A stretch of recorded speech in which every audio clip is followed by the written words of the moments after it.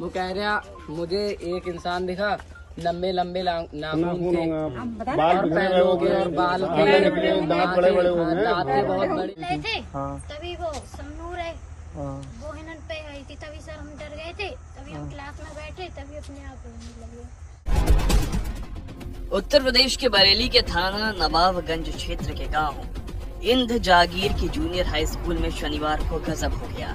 School के कुछ बच्चे अचानक अजीब हरकतें करने लगे। कोई अपनी गर्दन दबा रहा था तो कोई डर से चीख रहा था। बच्चों के इस व्यवहार ने पूरे स्कूल को दहशत में डाल दिया। स्थिति इतनी गंभीर हो गई कि पुलिस और डॉक्टर और प्रशासन को तुरंत बुलाना पड़ा। बच्चों के मुताबिक उन्हें लंबे नाखून वाली एक औरत ने डराया। घटना को लेकर गांव और आसपास के इलाकों में खूब चर्चा है। शनिवार दोपहर 2:30 बजे के करीब शुरू हुई।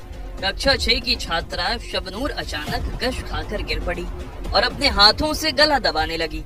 ये देखकर बाकी बच्चे और टीचर भी चौंक गए। इसके तुरंत बाद अन्य बच्चे दीप्ति, लता, फरीन, सोहेल, इंद्रजीत और अंजुम भी इसी तरह की हरकतें करने लगे। सभी के चेहरों पर डर और दहशत साफ झलक रहा था और सभी जमीन पर गिर पड़े और चीख रहे थे कि तभी पुलिस को सूचना दी गई। डॉक्टर की टीम तुरंत स्कूल पहुंची और बच्चों की जांच की।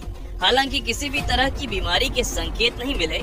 बच्चों के इस अजीब व्यवहार को लेकर डॉक्टरों ने इसे मानसिक दबाव, सर्दी या सामूहिक डर का परिणाम बताया। ये सब छुट्टी से कुछ समय पहले हुआ, जब बच्चे स्कूल में अपनी कक्षाओं में थे। बच्चों को ऐसा महसूस हुआ कि कोई लंबे लंबे नाखून वाली औरत उनका गला दबा रही थी।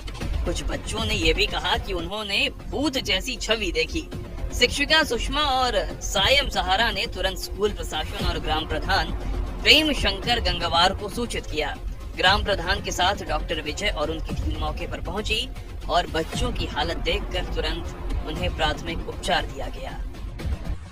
घटना के समय बच्चों ने दोपहर 1 बजे मिड डे मील के तहत आलू टमाटर की सब्जी और चावल खाया था। हालांकि खाने को लेकर किसी भी छात्र ने कोई शिकायत नहीं की। ये संभावना भी जताई जा रही है कि भोजन से कोई प्रतिक्रिया हो सकती है, लेकिन जांच में ऐसी कोई बात सामने नहीं आई है। वहीं चिकित्सा अधीक्षक डॉक्टर अमित गंगवार ने बताया कि बच्चों में किसी बीमारी के लक्षण नहीं पाए गए हैं। उन्होंने कहा कि ये संभव है कि सर्दी, थकान या वर्कलोड के कारण बच्चों की तबीयत बिगड़ी हो।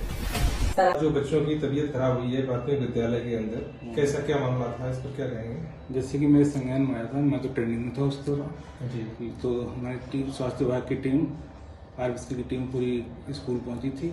वहाँ बच्चों से पूछा गया था, वहाँ के टीचरों से भी बात की थी उन्होंने। तो उन लोगों ने यही कहा कि कुछ भूत प्रेत की इस तरह से है। और डॉक्टर ने जब बच्चों से पूछा क्या दिक्कत है, तो कोई बच्चा कह रहा कि ऐसा लग रहा कि हमारा कोई गर्दन दबा रहा हो। सभी बच्चे कुछ देर के लिए मूर्छित हो रहे थे डॉक्टर द्वारा, फिर सही होकर कुछ बच्चों के गार्जियन बच्चों को घर ले गए। 2 बच्चे हमारे CSC पे रेफर हुए। हमारी टीम पहले से अलर्ट थी। उन्होंने उन्हें इमरजेंसी में बैठा, ऑब्जर्व किया, पूछा हिस्ट्री ली, पेट दर्द बताया तो दवाई भी दी और उन 2 बच्चों को रेफर किया हायर सेंटर हमारे जिला अस्पताल में। सर, डॉक्टरी लाइन में तो भूत प्रेत कुछ होता ही नहीं है, तो इसमें क्या बीमारी हो सकती है, क्या कारण रहा? बीमारी के लिए उन बच्चों को हमने हायर सेंटर पे रेफर कर दिया है।